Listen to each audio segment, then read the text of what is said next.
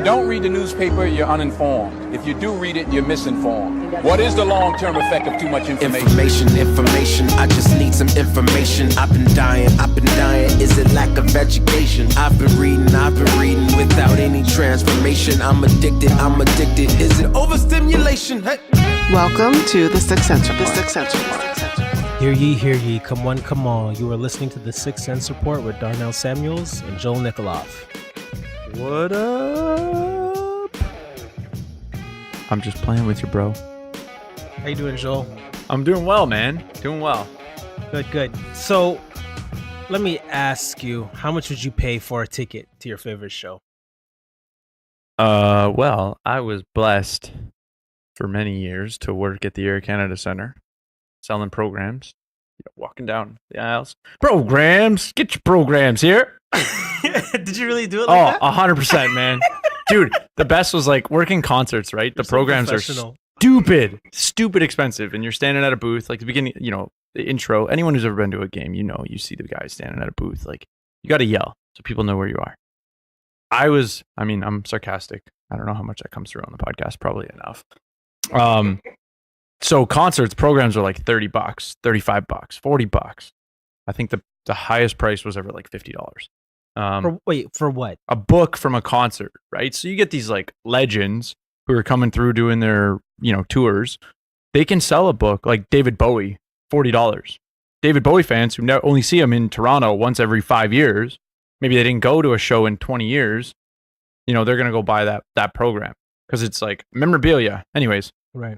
I was commission based, but I would be like, it's only $30. Like total sarcasm, yelling it at the top. Man, I had so much fun. It's probably partly why I'm so willing to talk, maybe too willing to talk, is that like in that job, you had to get rid of all of your inhibitions. If you were shy, trying to yell programs, you'd be like, programs. Like, so that means you got to see a couple shows. That means I was at all of the Raptor games. Okay. All of, playoff runs when Carter was here. Oh, wow. All the failures in playoffs. Leaf games, like back in the day before salary cap era when we were kind of on the up and up, I was at every playoff game. So, I saw a whole bunch of shows without paying money, which is great. I didn't always make great money because, Raptors back in, I worked there from 99 to 06 or 07. Okay.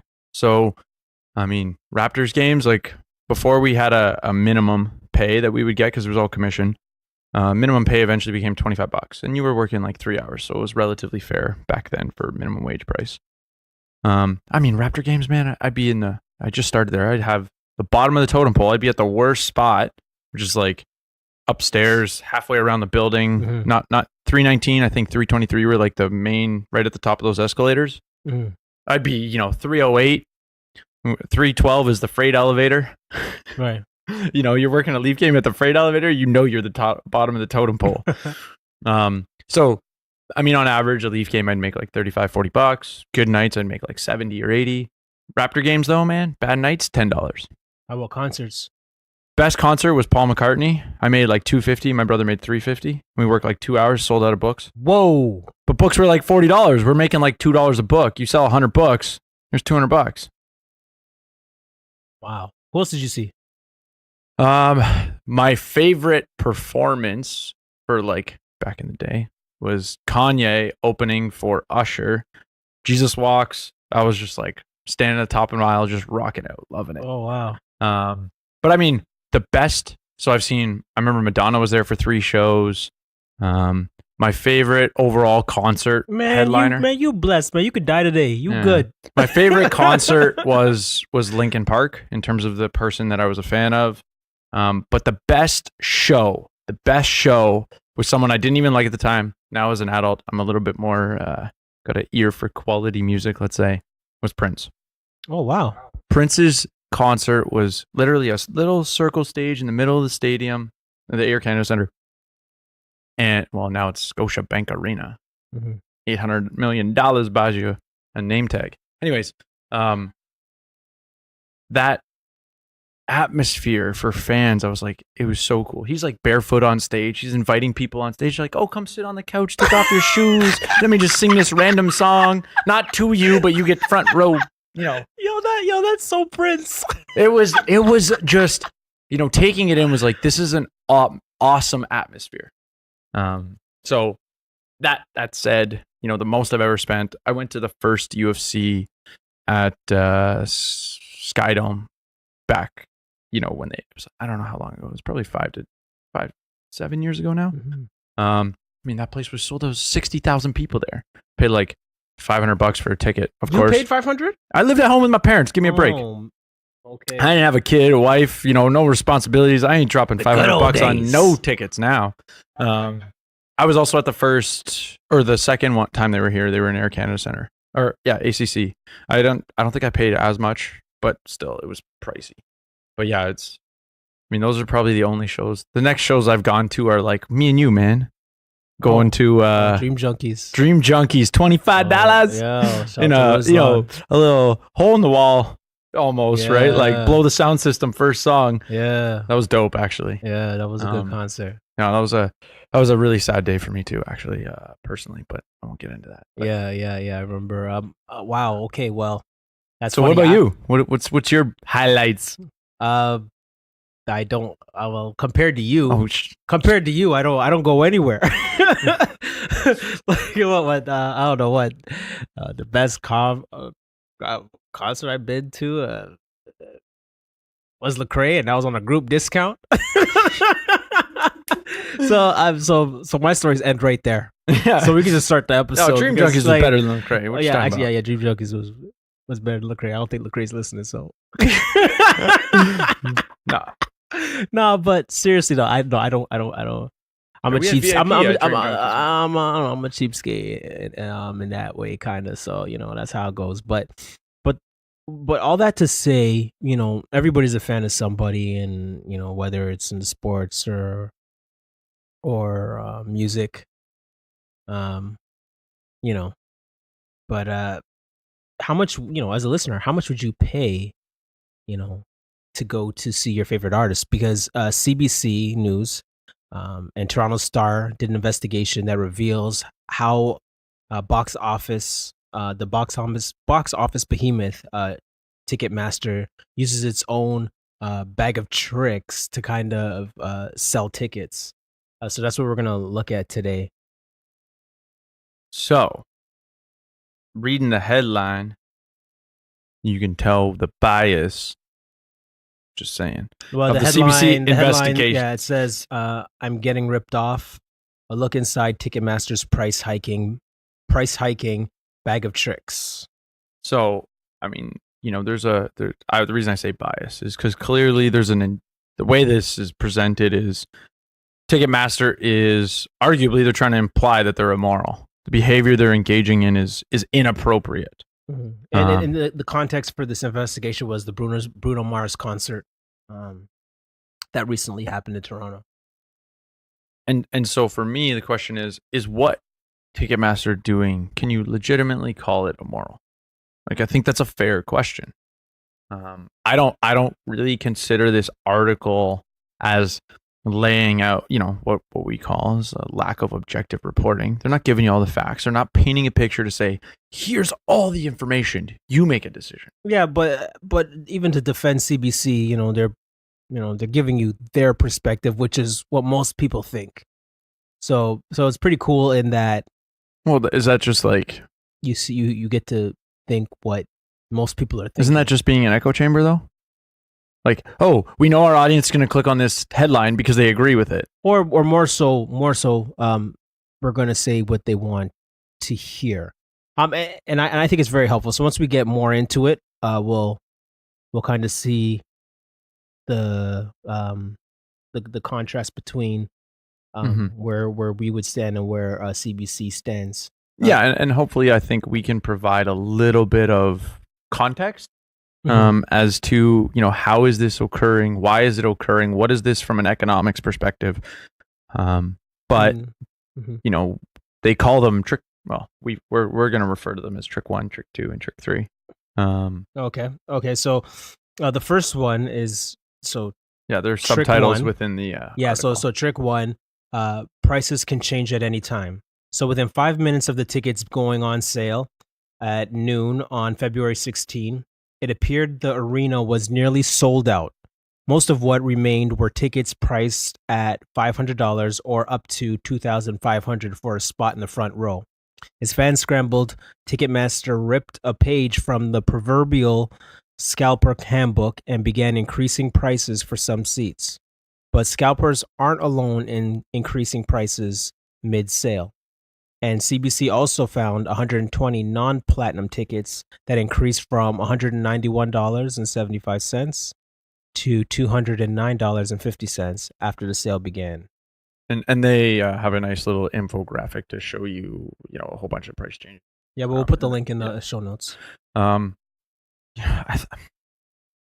I find this so funny because it's like, what about scalpers? Right? Like they kind of reference scalpers. Do we think what scalpers are doing is immoral? Like, do we deem the scalpers' behavior immoral? Like, because if we don't, then how do we say what Ticketmaster's doing, which is technically the same thing? And I would say this is, a pretty common activity within pricing, which is when your supply gets really, really low, you increase prices. And when supply is really, really high and you're not selling, you decrease prices. This is how you get a sale at Sport Check for hoodies on whatever. Why? Because that particular hoodie wasn't selling as good potentially. And so it ends up with a better discount than the one that was selling better. It might, two different hoodies might both be priced at $60. The one that sells better, Under Armour, for example, never goes on sale versus, Burton and other companies they have there go on sale more often. So what does that say to me? The inventory. Right. So are you saying that the price changes are not arbitrary? No, they're based on demand. If your demand exceeds the supply, right, which is what they're trying to do. If I'm looking at this objectively, what's Ticketmaster trying to do? They're only releasing a set amount of tickets to gauge how's the demand for this. If the demand is really, really high, those tickets are going to sell out at that price point. Well, if they're selling out at this price point, if we bump it a little bit, are they going to sell out a bit slower? So if you're saying that, really what we're talking about here is a little bit of price discrimination but they do it already within the building. This is what's hilarious for me. Go look at the map normally of a building and you have these arbitrary lines where platinum becomes gold, one line between, and the price ticket or the jump in price between that platinum section and the gold section is crazy significant, but it's one row. So we've culturally or normally have accepted, platinums are this price and golds are a little bit worse of a seat. And so that price discrepancy is okay. But how is that any different than two people in the same row paying slightly different prices? It's not. But we have this culturally acceptable, and this is where I think the criticism is founded, is when you have the entire stadium laid out and it's like, okay, these rows have this price, these rows have this price, and so on and so on. It's very transparent and the differences and you can make a more informed decision. Okay. But in this case, the consumer is making decisions in a perception of being informed when really they're not. Okay. And so in that sense, I can agree with criticisms. Like, if you don't like those business practices, you have every right to criticize them. But to call it immoral means you're assuming they're defrauding people or some sort of violation. And unless you want to say they're, being deceptive, okay, maybe there's a little room for conversation there. But now going forward, if this is the case, it's the information's out there. What does that tell you to do? If you wanted to be an informed customer, an informed customer, how would they act based on this information? What, based on the fact that ticket prices are going to go up the longer you wait? So they're going to buy it as soon as possible. Exactly. So it's going to shape your behavior now that you're in the know. Before, you would have thought, well, if I just wait, maybe I can see if there's other tickets that'll, I can't quite see right now. Maybe someone's got them on hold. But really, the reality is whatever you can see is probably the cheapest prices you're going to get for that quality. So now if you operate in that no, does that change whether you think it's right or wrong?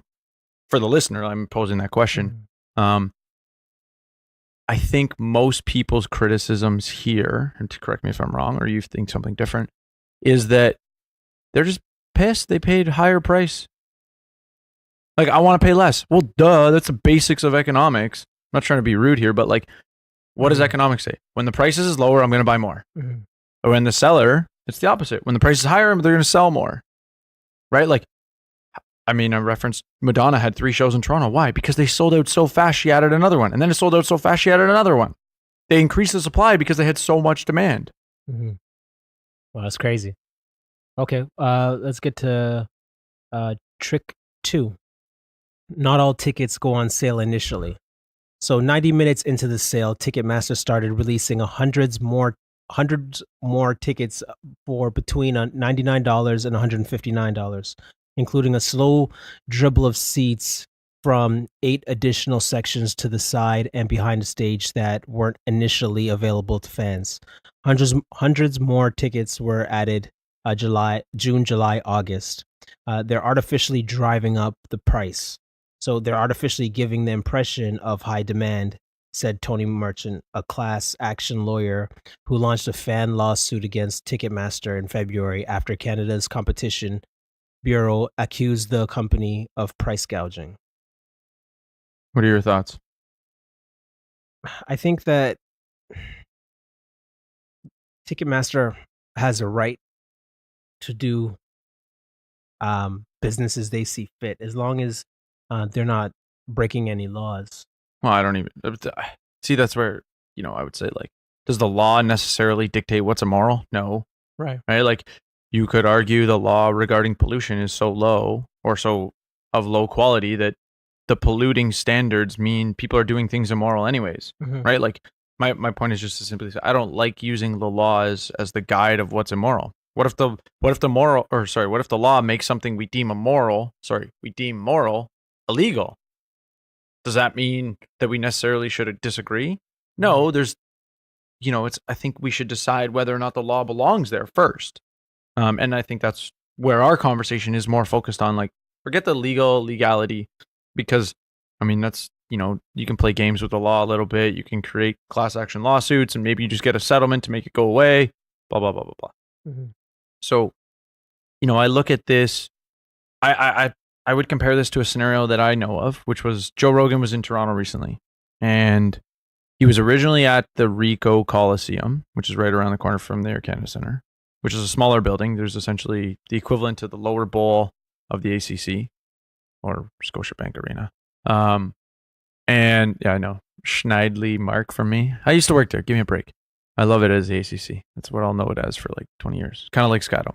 Anyways, rabbit trail. Bringing it back. So Joe Rogan at first got all of the people who bought tickets at Ricoh got transferred over. Then they made all the tickets that were in the lower bowl available that didn't have an equivalent transfer. Once the lower bowl sold out, what'd they do? Well, they opened it up to the upper bowl. And I mean, from a comedian's performance, why would you want the lower bowl not sold out and then have scattering amongst the upper bowl? So to flip it around a bit, from a venue, it makes way more sense to only sell the lower bowl if you're not necessarily going to have the demand to sell at the whole arena. And so actually tiering your sales would allow you to potentially have a slightly different setup. I can remember going to a small, again, working at the ACC, a small venue where they literally cut the arena into like a third. And so your floor seat was just like one end of the arena. You might only have like 10 rows on the floor, and then you have, the one zone behind the basketball net or behind the hockey net, right? Like that one little section. Well, how do they do? Why is the benefit? Well, now I don't have to employ staff for the entire building for a thing that's only going to need 5,000 people. Right. So from a promoter, like, there's strategic reasons that make it cost effective. Like, if I had to staff the entire building, but I only had 5,000 people coming to an event, like, it's going to cost me more. Like, I'm actually might have to cancel the event because not enough people bought tickets. So I know the Bruno Mars scenario is like, obviously they're going to sell out. It's a little bit different. But my point is really that, it's not as simple as being like, well, they did this behavior and there's no rational explanation. Because I think I laid out a rational explanation as to why you would tier letting tickets go on sale. Because you need to understand the demand in order to figure out how you're going to use the venue in question. Okay. Wow. Okay. So then, trick 3. Double dip fees on scalp tickets. Ticketmaster charged $350,000 in service fees for the Bruno Mars concert, and then nearly doubled the revenue with resales. The company, which for years publicly denounced scalpers, now runs a verified resale program that lets scalpers sell directly on Ticketmaster's site, and lets the company collect fees a second time for the same ticket. I think the hypocrisy should point out the problem with government regulation. Well, wait. What do you mean government regulation? I thought Ticketmaster was private. So, why were they, for years, publicly denouncing scalpers? Because they were lobbying for making reselling tickets illegal. Okay. So, for and again, this is I'm not the one claiming this statement. I totally agree with it. I got it from, I think it's Dan Bordeaux, who's an economist. The strongest regulation is free market regulation, whereas government regulation is subject to corporate lobbying. Generally speaking, corporations will lobby the government to protect themselves. They might present it in a way that they're protecting the customer. Okay. But in reality, they're protecting themselves. Perfect example is Ticketmaster. If the resale market didn't exist, Ticketmaster could charge higher prices. Because even any of the complaints you have towards, the trick 1 and trick 2 would result in even higher prices. Because now they want to, like, as an economist or economic decision making, what you want is to literally sell the last ticket at the highest possible price that you could get. Right? So you want to maximize your revenue for the event by changing your prices slightly, just so that maybe you have 3 empty seats in the building. Mm-hmm. In order to sell those 3 empty seats, maybe I would have barely made a little bit of extra money. But now all those other seats that actually sold, I got maximum dollar for. Right. So, people be like, oh, they might consider that greedy and whatnot. Okay, fine. If you think these business practices are something you disagree with, you're at full liberty to do so. The reason why I'm against government regulation is because a government created monopoly means, or government regulation generally creates barriers to enter the market. If there's barriers to enter the market, telecom, Rogers Bell, for us in Canada, you can't, when there's excess profits being earned because of practices that you don't like these trick 1, trick 2, and trick 3, you might not like those practices. You might be saying, well, these companies are making extra profit. When there's barriers to entry, companies can't enter. When you don't have, which essentially translates to restriction on competition. Basic economics, everybody should agree. More competition means prices will go down. If you don't agree with that, I would say you need to study economics, or come talk to me, challenge me, tell me why you think that's wrong, and I'll engage you. I'm not going to tell you why you're wrong. I'm going to engage whatever it is, whatever opinion you have. How do you come to that conclusion? So explain to me, because I'm not following how you're saying the government is involved with Ticketmaster. Well, my point is, if you look historically, has scalping always been legal universally? No. Anyone who watched Home Improvement back in the day, Tim the Toolman Taylor got arrested for selling Detroit Red Wings tickets in a parking lot. Right. So, Okay, so in that aspect, government not making the resale market illegal. Right. Why did they get rid of that? Or why is that now essentially not true? I mean, you can look at Doug Ford, stopped a law going into place, or he postponed it. And the statement was, it was around resale market, and they were trying to restrict resales to up to 50% of the face value. And his answer was, we can't police this. So it's a great law created by the great, in quotations for anyone who's not watching, which is everybody.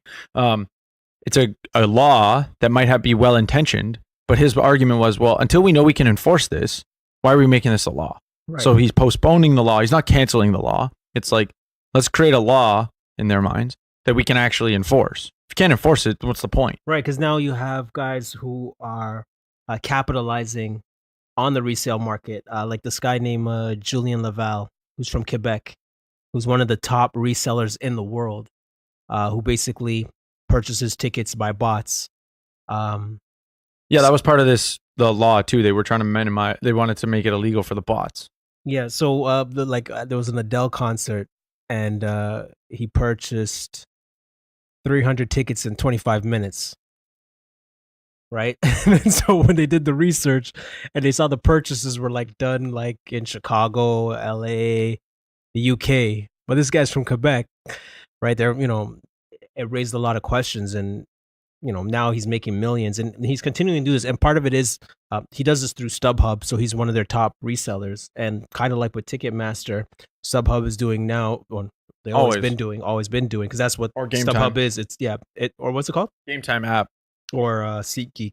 In that it's those websites are resell for resellers. So there's incentive for them to resell. Right. So even now, Ticketmaster gets a cut off of that resell. So for those who are trying to follow along, how is Ticketmaster involved with scalpers? Well, scalpers buy from Ticketmaster and then resell on Ticketmaster, and Ticketmaster gets a cut, and hence the double dip. And this is where I'm like, calling it a double dip is not fair, because there are two different scenarios, right? And we can maybe go back into the first scenario in a second, because part of this is like, why is Ticketmaster so big? They corner like 80% of the market of the original ticket sales. And I want to come back to that. But the second, to say that they're double dipping is kind of ignorant to the context, because what's the second fee for? It's a much different scenario. It's a different seller coming to them and reselling. So what you're saying, if you think Ticketmaster shouldn't be double dipping, is everybody else can charge people a fee to sell on their platform, i.e. Game Time, StubHub. People who sell tickets via those platforms, there's fees involved. Right. But Ticketmaster, if you're going to resell, you're not allowed to charge a fee. Mm-hmm. That doesn't sound fair. Mm-hmm. So what you're basically saying is Ticketmaster can't enter the market. Yeah, well, they dominate the market right now. Well, but they have a small fraction of the resale market. They don't own a lot. They're petty. Yeah, well, hence having the StubHub and yeah, right. And so, I mean, my concern would be if you eliminate like the law that Kathleen Wynne's Liberals tried to put forward, if you were essentially making resale illegal, you'd be pushing off of a digital platform, because anyone who wants to sell more than 50% over face value would now just have to do it hand to hand, because government can't enforce the non-digital version, or it's much harder to enforce the non-digital transactions. Whereas the digital transaction, they can just make the platform follow the law and penalize the platform. But to penalize individual people is all impossible. But when you got 5 players in the market, you just get them to submit records, and if things don't comply, they get charged a fee. So my point though is that would inhibit the secondary market. And if Ticketmaster is ever going to be unseated as this behemoth, the secondary market is where the innovation is going to occur, because they're such a leader in the primary market, and it's very similar platforms. That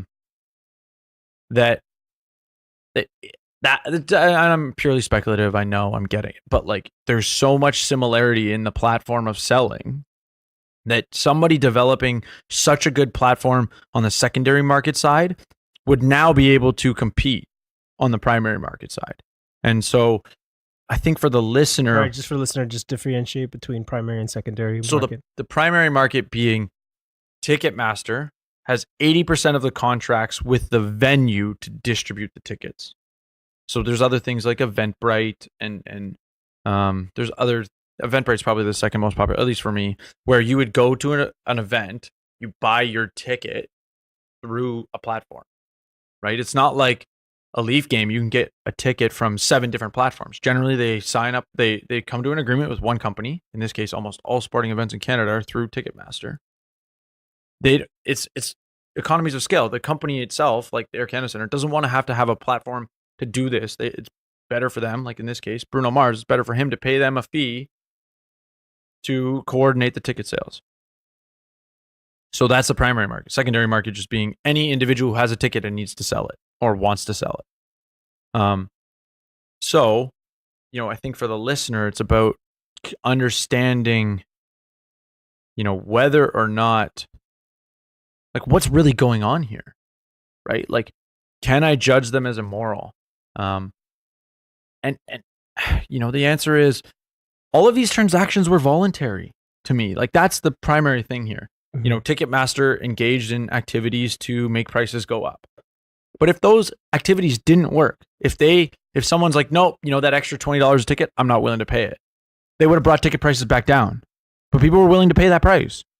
And so if they were overcharged, well, clearly nobody paid a price higher than what they considered the value of the ticket to be. Right. And that's why I asked the question at the start. Well, based on your favorite band or sports team, everybody has a price, right? Everybody has a price in regards to doing that. Yeah, no, for sure. So, I would say, one of the things I want to point people to that I think would be a really good opportunity for, learning, really this comes down to price discrimination. They're doing it on a large scale, not every customer is getting a different price. But there's a book in 2010 released by Walter Block. I'll put it in the show notes page. It's a free PDF from the Mises Institute called The Case for Discrimination. And just check it out. I think you'd be really you'll learn a lot about how discriminating prices actually is more beneficial to the economy as a whole. And creates efficiencies, and people at the lower end of the income scale actually benefit. A good example being price discrimination at the movie theater, right? The elderly, and the child pays less. But if they weren't allowed that price discrimination, everybody but adults would pay more. So, that's my 2 cents. Darnell, what anything you want to leave the listener with? I think the key question is who will protect the customer, right? In regards to protecting them from Ticketmaster and the scalper. So, to me, the answer is market competition. So the fact that Ticketmaster is not a monopoly, when I mean a monopoly, I mean they don't set prices. So when the time comes for a competitor to come to the forefront, I believe like the customer has to support it. Only then will Ticketmaster change its ways. So I'll close off with a quote from Milton Friedman's book, Free to Choose. And he says this, he's basically summarizing Adam Smith's view on competition in regards to the market and protecting the customer. Competition does not protect the consumer because businessmen are more soft-hearted than the bureaucrats, or because they are more generous, or even because they are more competent, but only because it is in the self-interest of the businessman to serve the consumer. Let us know what you guys think. Are we getting ripped off by Ticketmaster? Follow us on Twitter at 6 Cents Report, or on Facebook, 6 Cents Report, and let us know. See you guys soon. But you heard me? Does that make sense? Madden and Mitchell Media.